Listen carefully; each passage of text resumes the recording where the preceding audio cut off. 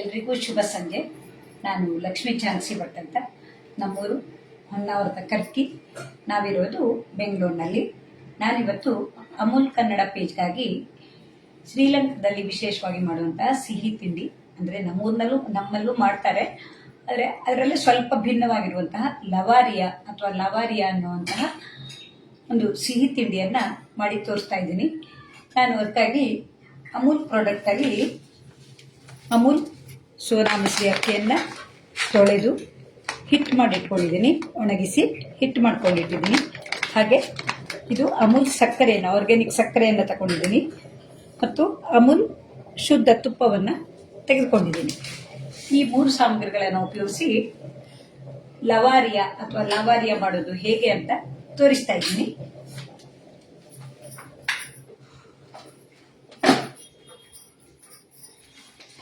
ಅದಕ್ಕಾಗಿ ನಾನು ಅಮೂಲ್ ಪ್ರಾಡಕ್ಟಲ್ಲಿ ನೋಡಿ, ಅಮೂಲ್ ಅಕ್ಕಿ ಹಿಟ್ಟನ್ನು 1 ಕಪ್ ಆಗುವಷ್ಟು ತಗೊಂಡಿದ್ದೀನಿ. ಹಾಗೆ ಅಮೂಲ್ ಸಕ್ಕರೆ, ಅಮೂಲ್ ತುಪ್ಪ ಮತ್ತು ಕಾಯಿ ತುರಿ ಬೇಕಾಗತ್ತೆ.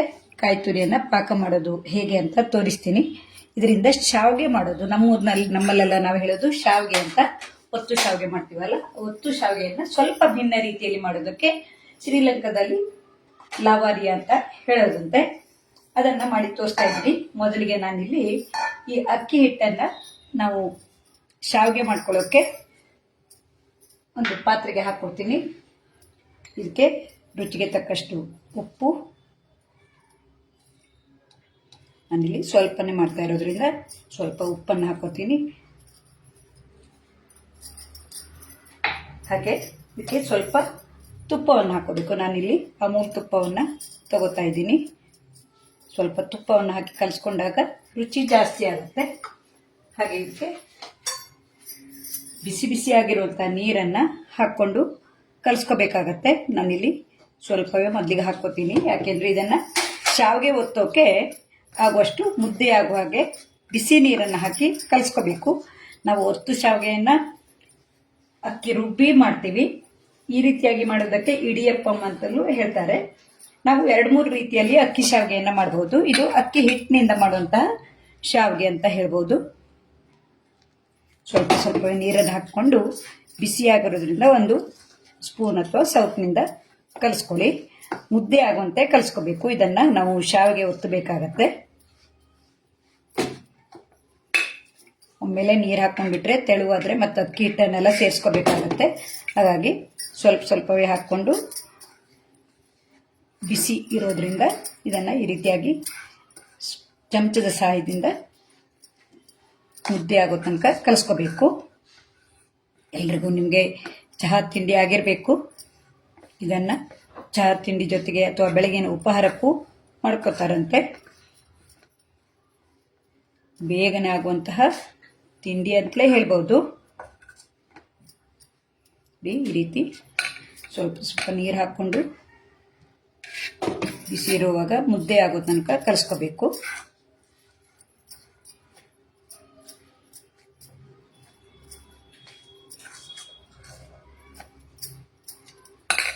ಬಿಸಿ ಇರೋದ್ರಿಂದ ಒಮ್ಮೆಲೆ ಕೈಯಲ್ಲಿ ಕಲಿಸೋಕೆ ಆಗೋಲ್ಲ.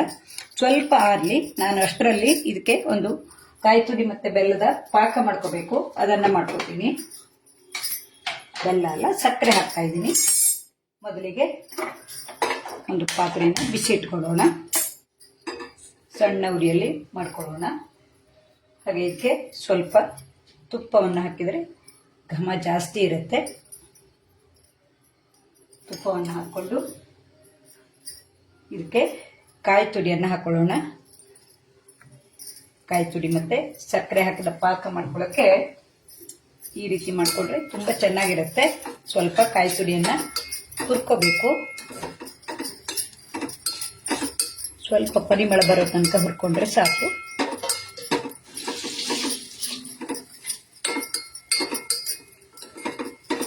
ನಾವು ಬೇರೆದಕ್ಕೆಲ್ಲ ಕಾಯಿ ತುರಿ ಹೂರಣ ಮಾಡ್ತೀವಲ್ಲ, ಅದೇ ರೀತಿ ಮಾಡ್ಕೊಳ್ಳೋದು. ಸ್ವಲ್ಪ ಹುರ್ಕೊಂಡ್ರೆ ಪರಿಮಳ ಬರುತ್ತೆ ಅಂತ. ಸಾಕು, ಬಿಸಿಯಾಗಿದೆ. ಹಾಗೆ ಇದಕ್ಕೆ ಸಿಹಿ ಆಗುವಷ್ಟು ಸಕ್ಕರೆ ಹಾಕೊಳ್ಳೋಣ. ನಾನಿಲ್ಲಿ ಸಾಧಾರಣ ಒಂದು ಅರ್ಧ ಕಪ್ ಆಗುವಷ್ಟು ಹಾಕೋತೀನಿ. ಹಾಗೆ ಸ್ವಲ್ಪ ನೀರನ್ನು ಹಾಕೋಬೇಕು. ಯಾಕೆಂದ್ರೆ ಸಕ್ಕರೆ ನೀರಾಗಿ ಬರೋ ತನಕ, ಇಲ್ಲಾಂದ್ರೆ ಕ್ಯಾರಮಲೈಸ್ ಆಗಿರುತ್ತೆ.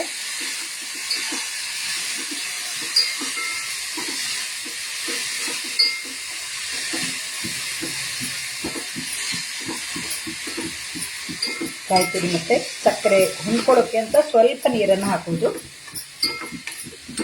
ಪಾಕ ಬರೋ ತನಕ ಮಾಡ್ಕೋಬೇಕು.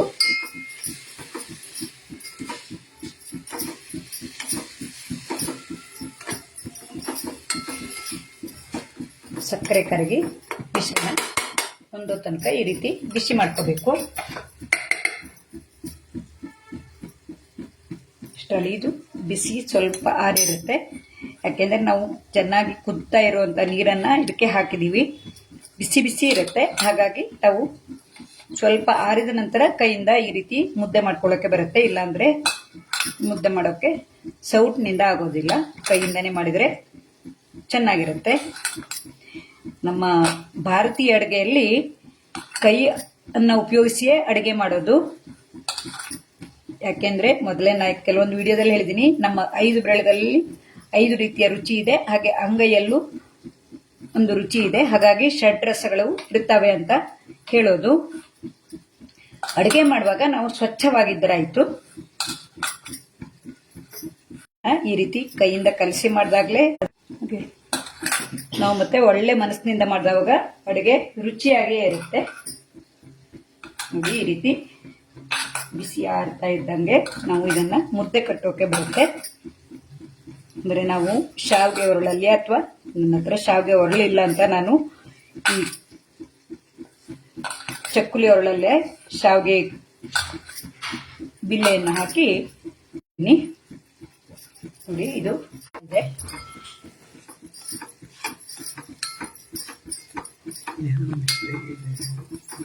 ಆನ್ಲೈನ್ ಅಲ್ಲಿ ಯಾರಾದ್ರೂ ಬಂದಿದ್ದೀರಾ? ಯಾರಾದ್ರೂ ಬಂದ್ರೆ ನೀವು ಕಮೆಂಟ್ ಹಾಕಿದ್ರೆ ನೀವು ಯಾರು ಬಂದಿದ್ದೀರಾ ಅಂತ ಗೊತ್ತಾಗುತ್ತೆ.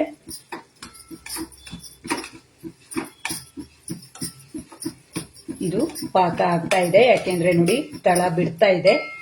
ಬಿಸಿ ಆರೋ ತನಕ ಇದು ಸರಿಯಾಗಿ ಬರುತ್ತೆ. ಸಕ್ಕರೆ ಆಗಿರೋದ್ರಿಂದ ಪಾಕ ಬೇಗ ಬರುತ್ತೆ. ನೋಡಿ, ಈಗ ತಳ ಬಿಡ್ತಾ ಇದೆ. ಇದನ್ನ ಆಫ್ ಮಾಡ್ತೀನಿ. ಆರಿದ ಮೇಲೆ ಸರಿಯಾಗುತ್ತೆ. ಇದಕ್ಕೆ ನಾವು ಪರಿಮಳಕ್ಕೆ ಏನ್ ಬೇಕಿದ್ರೂ ಹಾಕೋಬಹುದು. ನಾನಿಲ್ಲಿ ಗೋಡಂಬಿ, ಬಾದಾಮಿ, ದ್ರಾಕ್ಷಿಗಳನ್ನ ಹಾಕಿದ್ದೀನಿ. ಈ ರೀತಿ ಮಾಡೋದ್ರಿಂದ ರುಚಿ ಸ್ವಲ್ಪ ಜಾಸ್ತಿ ಆಗತ್ತೆ ಅಂತ.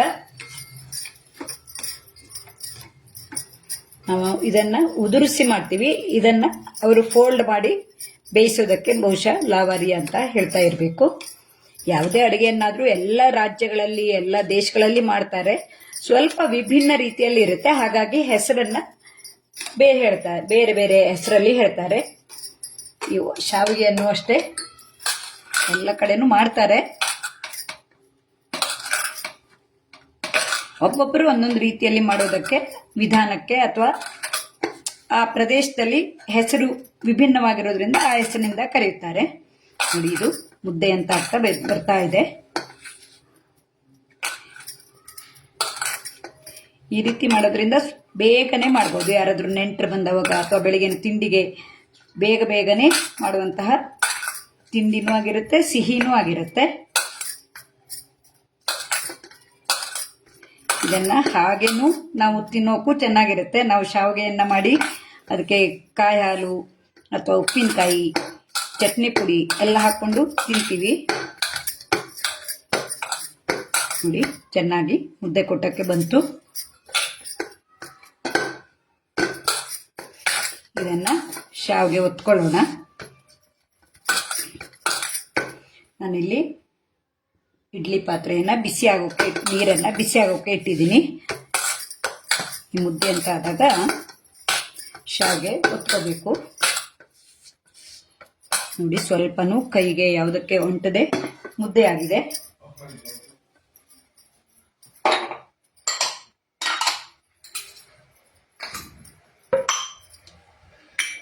ಇದು ಆರ್ತಾ ಇದೆ. ಈಗ ಇದನ್ನ ಬಾಳೆ ಎಲೆಯಲ್ಲಿ ಒತ್ಕೊಳ್ಳೋಣ. ಅಂದ್ರೆ ಬಾಳೆ ಎಲೆ ಘಮ ಬಂದಾಗ ತುಂಬಾ ರುಚಿಯಾಗಿರುತ್ತೆ. ನೋಡಿ, ಇದಕ್ಕೆ ಒತ್ತೋಕೆ ನಾನಿಲ್ಲಿ ಚಕ್ಕಲಿ ಒರಳನ್ನು ತಗೊಂಡಿದ್ದೀನಿ. ಚಕ್ಕಲಿ ಒರಳೆ ಅಂತ ಹೇಳೋದು ಇದಕ್ಕೆ. ನಾವು ಖಾರ ಶೇವ್ ಮಾಡ್ತೀವಲ್ಲ ಆ ಬಿಲ್ಲೆಯನ್ನು ಹಾಕ್ಕೊಂಡಿದ್ದೀನಿ. ಸ್ವಲ್ಪ ಇದಕ್ಕೆ ತುಪ್ಪವನ್ನು ಸವರ್ಕೊಂಡ್ರೆ ಅಂಟ್ಕೊಳ್ಳಲ್ಲ.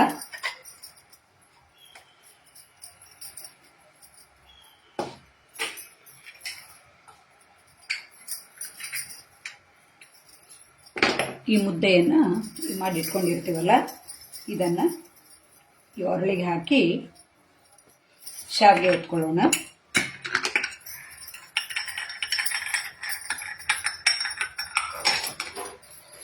ಈಗಿನ ಮಕ್ಕಳಿಗೆ ತಿನ್ನೋಕೆ ಹೇಳೋದು ಅಂತಾದರೆ ನೂಡಲ್ಸ್ ಅಂತ ಹೇಳ್ಬೋದು. ನಾವೆಲ್ಲ ಶಾವಿಗೆ ಅಂದರೆ ನೂಡಲ್ಸ್ ಅಂತಾರೆ. ಇದು ಆ ರೀತಿ ಈಗ ಇದು ಪಾಕ ಸರಿಯಾಗಿ ಬಂದಿದೆ. ಇದನ್ನು ಹಾಕಬೇಕು.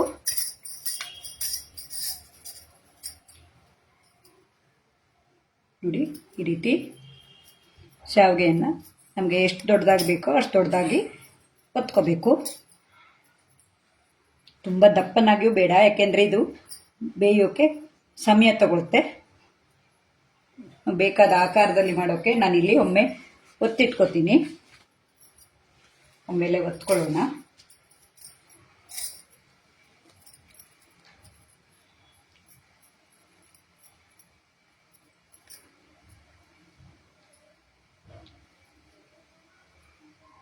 ನಮಗೆ ಯಾವ ಶೇಪ್ನಲ್ಲಿ ಮಾಡಬೇಕೋ ಆ ಶೇಪ್ ಆಗೋಕ್ಕೆ ನಾವು ಇದನ್ನು ಒತ್ಕೋಬೇಕು.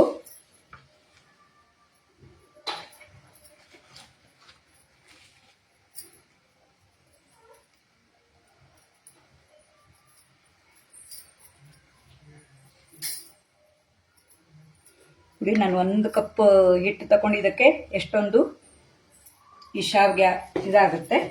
ಇದನ್ನೇ ನಾವು ಇಡಿಯಪ್ಪಂ ಅಂತ ಹೇಳೋದು.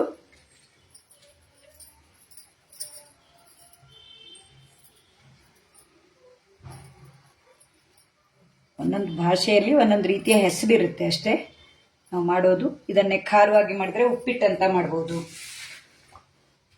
ಉಪ್ಪುಮಾ ಅಂತೇಳಿ ಹೇಳ್ತಾರೆ. ಹೀಗೆ ಬೇರೆ ಬೇರೆ ಹೆಸರಿನಲ್ಲಿ ಕರೀತಾರೆ.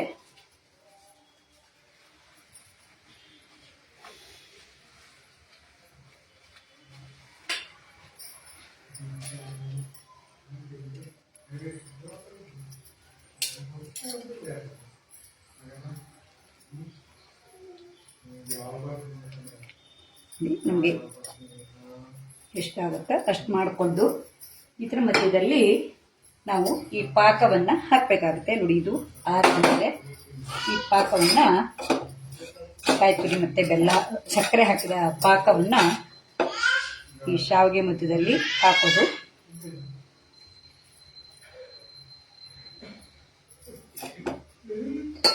ಸಣ್ಣ ಉರಿ ಮಾಡ್ಕೋತೀನಿ.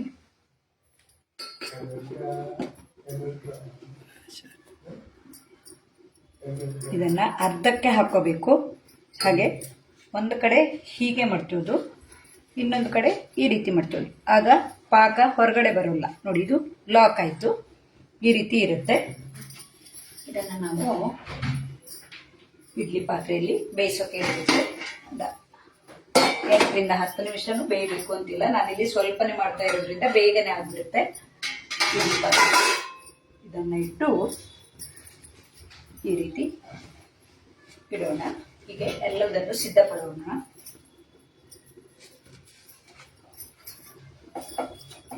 ಈ ಕಾಯಿ ತುರಿಗೂ ಅಷ್ಟೇ ನಾವು ಬೇರೆ ರೀತಿಯ ಪರಿಮಳಕ್ಕೆ ಏನು ಬೇಕಿದ್ರೂ ಹಾಕೋಬಹುದು. ಮಧ್ಯೆ ಸಿಹಿ ಇರುತ್ತೆ, ಹೊರಗಡೆ ಶಾವಿಗೆ ಇರುತ್ತೆ. ನಾವು ಇದನ್ನು ಹೀಗೆ ಉದುರಿಸಿಯೂ ಮಾಡ್ತೀವಿ.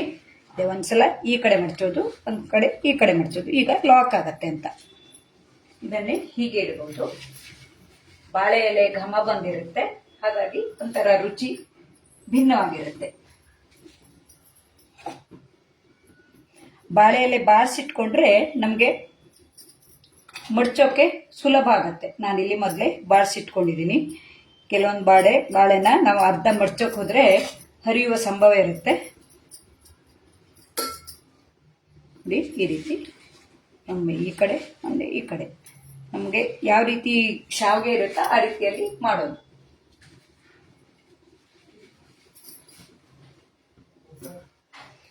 ಇದು ಮಾಡಿರೋದನ್ನೆಲ್ಲ ಮಾಡಿಬಿಡ್ತೀನಿ.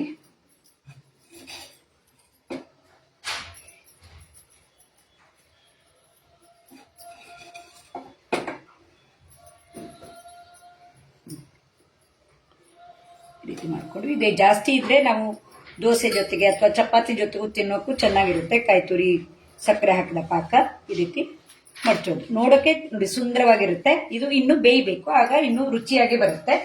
ಇದನ್ನ ಇಲ್ಲಿ ಹಾಕಿ ಇದೊಂದನ್ನ ನಾನು ಹಾಗೆ ಬೇಯಿಸ್ಕೊತೀನಿ. ಯಾಕೆಂದ್ರೆ ಇದು ನನ್ನ ಮೊಮ್ಮಗಳು ಪೂರ್ಣ ಅವಳಿಗೆ ಇನ್ನು 11 ತಿಂಗಳ ತುಂಬಿತು. ಅವಳಿಗೆ ತಿನ್ನೋಕೆ ಕೊಡೋಕೆ ಅಂತ ನಾವೆಲ್ಲ ಅದನ್ನ ತಿನ್ನುವಾಗ ಅವಳಿಗೆ ಏನೂ ಇರೋದಿಲ್ಲ. ಹಾಗಾಗಿ ಇದನ್ನ ಹಾಗೆ ಬೇಯಿಸ್ತೀನಿ. ಯಾಕೆಂದ್ರೆ ಪುಟ್ಟ ಮಕ್ಕಳಿಗೆ ಇನ್ನು ಉಪ್ಪು, ಹುಳಿ, ಖಾರ, ಸಿಹಿ ಯಾವುದನ್ನು ಸುಮಾರು 1 ವರ್ಷ ಅಥವಾ 1 ವರ್ಷ 1-2 ತಿಂಗಳಾಗೋ ತನಕ ಕೊಡೋದಿಲ್ಲ. ಹಾಗೆ ಇದು ಸ್ವಲ್ಪ ಉಪ್ಪಷ್ಟೇ ಹಾಕಿರೋದ್ರಿಂದ ಉಪ್ಪು ತುಪ್ಪ ಪರವಾಗಿಲ್ಲ. ಇದನ್ನ ಒಂದು 8ರಿಂದ 10 ನಿಮಿಷ ಉಗಿಯಲ್ಲಿ ಬೇಯಿಸ್ಕೋಬೇಕು. ಬೇಗನೆ ಬೆಂದು ಬರುತ್ತೆ.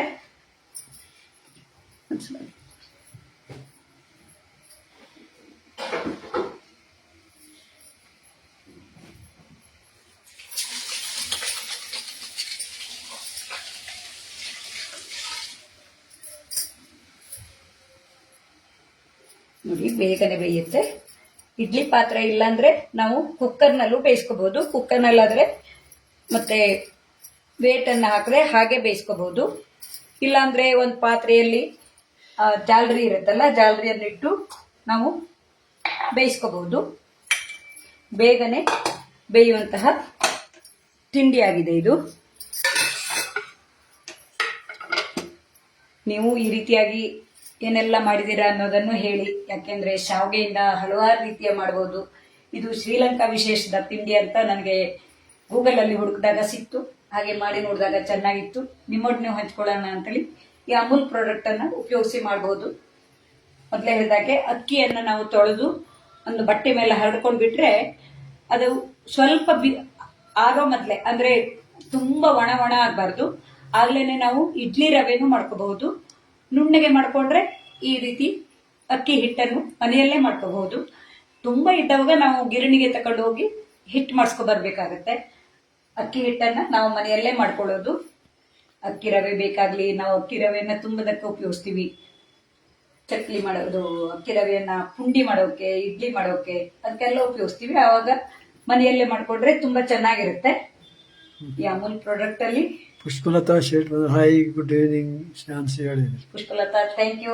ಲೈವ್ ನೋಡೋಕೆ ಬಂದಿದ್ದಕ್ಕೆ. ಲೈವ್ ಅಲ್ಲಿ ಯಾರಾದ್ರೂ ಬಂದು ಕಮೆಂಟ್ ಹಾಕ್ದವಾಗ ನಾವು ಅಡುಗೆ ಮಾಡಿದವಾಗ ಇನ್ನೂ ಖುಷಿ ಜಾಸ್ತಿ ಆಗತ್ತೆ. ಅಡುಗೆ ಮಾಡ್ತಾ ಯಾರಾದ್ರೂ ನಮ್ಮ ಅಡುಗೆ ನೋಡ್ತಾ ಇದ್ದಾರೆ ಅಂದ್ರೆ. ಯಾಕೆಂದ್ರೆ ಇದೊಂದು ಲೈವ್ ಅಡುಗೆ ಅಂದ್ರೆ ತುಂಬಾ ಖುಷಿಯ ಕ್ಷಣ. ಯಾಕೆ ನಾವು ಮನೆಯಲ್ಲಿ ಮೊದಲೇ ಎಲ್ಲ ವಿಡಿಯೋದಲ್ಲಿ ಹೇಳ್ತಾ ಇರ್ತೀನಿ, 4 ಗೋಡೆ ಮಧ್ಯದಲ್ಲಿ ಅಡುಗೆ ಮಾಡೋದನ್ನ ನಮ್ಮಷ್ಟಕ್ಕೆ ನಾವು ಮಾಡ್ತಾ ಇರ್ತೀವಿ. ಇದನ್ನ ನಾವು ಲೈವ್ ಮಾಡೋದನ್ನ ತುಂಬಾ ಇಡೀ ಜಗತ್ನಲ್ಲಿರೋ ಜನರೆಲ್ಲ ನೋಡೋಕೆ ಒಂದು ಅವಕಾಶ ಮಾಡಿಕೊಟ್ಟಿದ್ದಾರೆ. ಹಾಗೆ ಅಮೂಲ್ ಪ್ರಾಡಕ್ಟ್ ಅನ್ನು ಉಪಯೋಗಿಸೋಕು ಇದೊಂದು ಒಳ್ಳೆಯ ನಮ್ಗೆ ಕ್ಷಣ ಅಂತಲೇ ಹೇಳ್ಬೇಕು. ಮತ್ತೆ ನಮ್ದು ಅಡುಗೆಯಲ್ಲಿ ಈ ಲೈವ್ ಮಾಡುವಾಗ ಕೆಲವೊಮ್ಮೆ ಹೆಚ್ಚು ಕಡಿಮೆ ಆಗಿದ್ದೆಲ್ಲ ಗೊತ್ತಾಗುತ್ತೆ. ನಾ ಯಾವುದೇ ಎಡಿಟಿಂಗ್ ಮಾಡಿದೆ ಅಂದ್ರೆ, ನಾನು ಒಂದು ಯೂಟ್ಯೂಬರ್ ಆಗಿ ಕೆಲವರೆಲ್ಲ ಹೇಳ್ತಾರೆ ಎಡಿಟ್ ಮಾಡಿ ಹಾಕ್ತಾರೆ ಅಂತ. ನಾನಂತೂ ಯಾವುದೇ ವಿಡಿಯೋವನ್ನ ಹಾಗೆ ಮಾಡೋಲ್ಲ. ನನಗೆ ಖುಷಿ ಅನಿಸಿದ ವಿಡಿಯೋವನ್ನೇ ಹಂಚ್ಕೋತೀನಿ. ನಾನು ಇಲ್ಲೂ ಅಷ್ಟೇ, ನನಗೆ ಖುಷಿಯಾಗಿದ್ದು ಅಥವಾ ಆರೋಗ್ಯಕ್ಕೆ ಒಳ್ಳೇದಾಗಿರುವಂತ ಅಡುಗೆಯನ್ನೇ ನಾನು ಅಮೂಲ್ ಲೈವ್ ಅಲ್ಲಿ ತೋರಿಸ್ತಾ ಇರ್ತೀನಿ. ಆದಷ್ಟು ಕಡಿಮೆ ಸಾಮಗ್ರಿಯನ್ನು ಉಪಯೋಗಿಸಿ, ಅಂದ್ರೆ ತುಂಬಾ ಸಾಮಗ್ರಿಗಳನ್ನ ತಂದು ವೇಸ್ಟ್ ಮಾಡ್ದೇನೆ ಮಾಡುವಂತ ಅಡುಗೆಗಳನ್ನೇ ತೋರಿಸೋದು. ನಾನು ಈಗಾಗಲೇ ಒಂದು 20-25 ಅಡುಗೆಯನ್ನ ಮಾಡಿದೀನಿ. ಇದೊಂದು ಒಳ್ಳೆ ಅವಕಾಶ. ನಂಗೆ ಜನವರಿಯಲ್ಲಿ ಗೊತ್ತಾಗಿದ್ದು ಈ ಅಮೂಲ್ ಕನ್ನಡ ಪೇಜ್ ನಲ್ಲಿ ಅಡುಗೆ ಮಾಡೋಕೆ ಆಗತ್ತೆ ಅಂತ.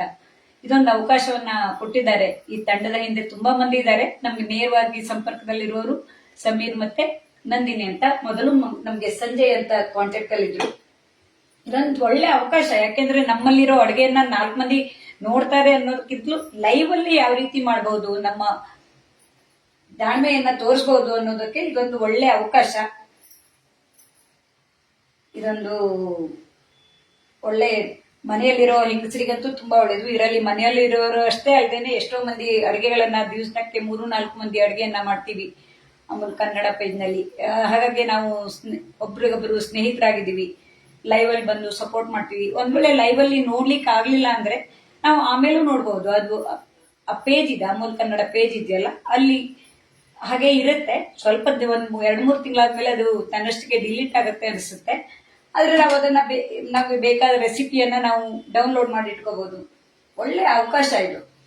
ಲೈವ್ ಅಲ್ಲಿ ಮಾಡೋದು ಅಂದ್ರೆ ಇದೊಂದು ಎಕ್ಸ್ಪೀರಿಯನ್ಸ್ ಅಂತಲೇ ಹೇಳಬೇಕು. ಮಾತಾಡ್ತಾ ನಾವು ಮಾಡಬೇಕು, ಮತ್ತೆ ಹಾಗೆ ನಾವು ಯಾವ್ಯಾವ್ದು ಹಾಕಿದೀನಿ ಅಂತ ಗೊತ್ತಾಗುತ್ತೆ. ಅದ್ರ ಮಾತಾಡಿದವಾಗ ಇನ್ನೂ ಹೆಚ್ಚಿಗೆ ಜನರಿಗೆ ತಲುಪುತ್ತೆ. ನೋಡಿ, ಇದಾಗ ಬೇಯ್ತಾ ಇದೆ. ಯಾಕೆಂದ್ರೆ ಬೇಯ್ತಾ ಇದ್ರೆ ಉಗಿ ಎಲ್ಲ ಕೆಳಗಡೆ ಬರುತ್ತೆ.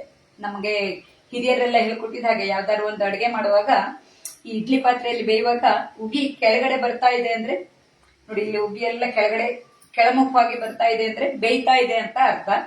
ಸಾಧಾರಣ ಅಷ್ಟೇ ನಿಮಿಷ ಆಗಿರುತ್ತೆ. ಹಿರಿಯರೆಲ್ಲ ನಿಮಿಷ ಗಡಿಯಾರ ನೋಡಿ ಅಡುಗೆ ಮಾಡೋದು ಕಡಿಮೆ ಇತ್ತು.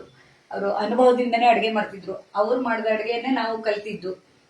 ಕೆಲವೊಂದೆಲ್ಲ ಅಲ್ಲಿ ಇಲ್ಲಿ ಈಗ ನಾವು ಸಾಮಾಜಿಕ ಜಾಲತಾಣ, ಫೇಸ್ಬುಕ್ ಅದು ಇದು ಅಲ್ಲೆಲ್ಲ ನೋಡಿ ಹಲವಾರು ಅಡುಗೆಗಳನ್ನ ಕಲಿತೀವಿ. ಇದೊಂದು ಈಗಿನ ಮಕ್ಕಳಿಗೆ ಅಂತೂ ಒಳ್ಳೆ ಅಪರ್ಚುನಿಟಿ ಅಂತ ಹೇಳಬೇಕು.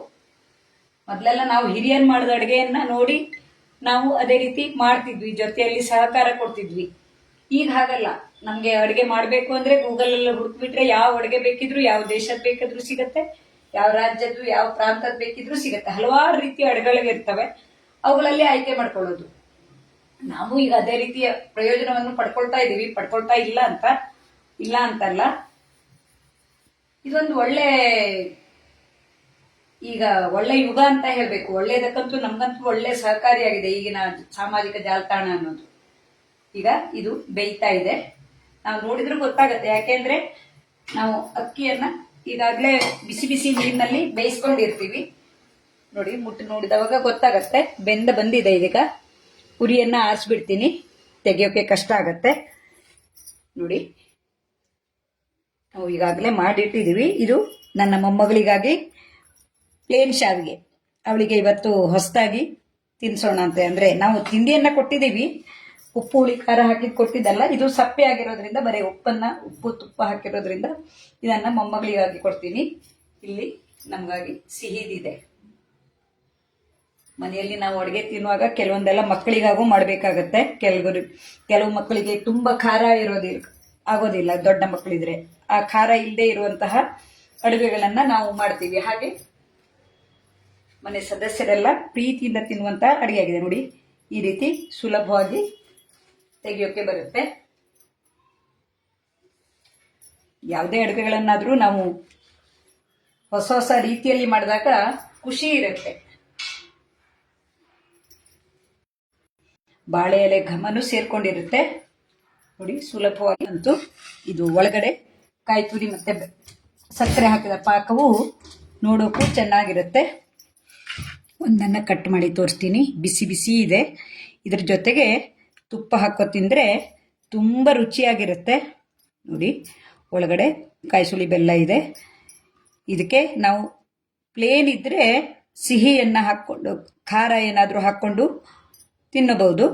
ಈ ಚಟ್ನಿ ಪುಡಿ, ತೊಪ್ಪು ತಿನ್ನೋಕ್ಕಾಗತ್ತೆ. ನೋಡಿ, ಇದು ಒಳಗಡೆ ಕಟ್ ಮಾಡಿದಾಗ ಈ ರೀತಿ ಇದೆ. ಇದು ಲಾವಾರಿ ಅಂತ, ಶ್ರೀಲಂಕಾ ಸ್ವೀಟ್ ಅಂತೆ. ನಾವು ಶಾವಿಗೆ ಸ್ವೀಟು ಅಂತ ನಮ್ಮಲ್ಲಿ ಹೇಳ್ಬೋದು. ಇದರ ಜೊತೆಗೆ ತುಪ್ಪ ಹಾಕ್ಕೊಂಡು ತಿಂದ್ರಂತೂ ತುಂಬ ರುಚಿಯಾಗಿರುತ್ತೆ. ನೀವು ಈ ರೀತಿಯಾದ ಅಡುಗೆಗಳನ್ನು ಮಾಡಿರ್ಬೋದು. ಇಲ್ಲಾಂದರೆ ಒಮ್ಮೆ ಮಾಡಿ ನೋಡಿ. ಸಾದಾ ಶಾವಿಗೆ ತಿನ್ನೋ ಬದಲಿಗೆ ಈ ರೀತಿ ಮಾಡಿಕೊಂಡ್ರೆ ಬಂದವರಿಗೆ, ನೆಂಟರಿಗೆ ಎಲ್ಲ ಕೊಡೋಕ್ಕೂ ಒಂಥರ ಹೊಸ ಸ್ವೀಟ್ ಆಗಿರುತ್ತೆ. ಇದೊಂದು ಅವಕಾಶ ಮಾಡಿಕೊಟ್ಟ ಅಮೂಲ್ ಕನ್ನಡ ಪೇಜ್ನ ಎಲ್ಲ ತಂಡದವರಿಗೂ ಧನ್ಯವಾದ ಹೇಳ್ತೀನಿ. ಹಾಗೆ ಲೈವಲ್ಲಿ ಈಗಾಗಲೇ ಪುಷ್ಪಲತಾ ಅವರು ಬಂದಿದ್ದಾರೆ, ಮತ್ತು ಯಾರಾದರೂ ನೋಡ್ತಾ ಇರ್ಬೋದು. ನೀವೆಲ್ಲ ಬಂದು ಲೈವಲ್ಲಿ ಬಂದು ಸಹಕಾರ ಕೊಡೋದಕ್ಕೆ, ಆಮೇಲೂ ಸಹಕಾರ ಕೊಟ್ಟಿದ್ದಕ್ಕೆ ಧನ್ಯವಾದಗಳನ್ನು ಹೇಳ್ತಾ ನನ್ನ ಈ ವಿಡಿಯೋವನ್ನು ಮುಗಿಸ್ತಾ ಇದ್ದೀನಿ. ಮುಂದಿನ ವಿಡಿಯೋದಲ್ಲಿ ಇನ್ನೂ ಹೆಚ್ಚಿನ ಹೊಸ ಹೊಸ ಮಾಹಿತಿಗಳುಳ್ಳ ವಿಡಿಯೋಗಳನ್ನು ನೋಡಬಹುದು. ನನ್ನ ವಿಡಿಯೋಗಳನ್ನಷ್ಟೇ ಅಲ್ಲ, ಅಮೂಲ್ ಕನ್ನಡ ಪೇಜ್ನಲ್ಲಿ ಇನ್ನೂ ಹಲವಾರು ಜನರ ಅಡುಗೆಗಳನ್ನು ನೋಡಬಹುದು. ತಮಗೆಲ್ಲರಿಗೂ ಧನ್ಯವಾದಗಳು.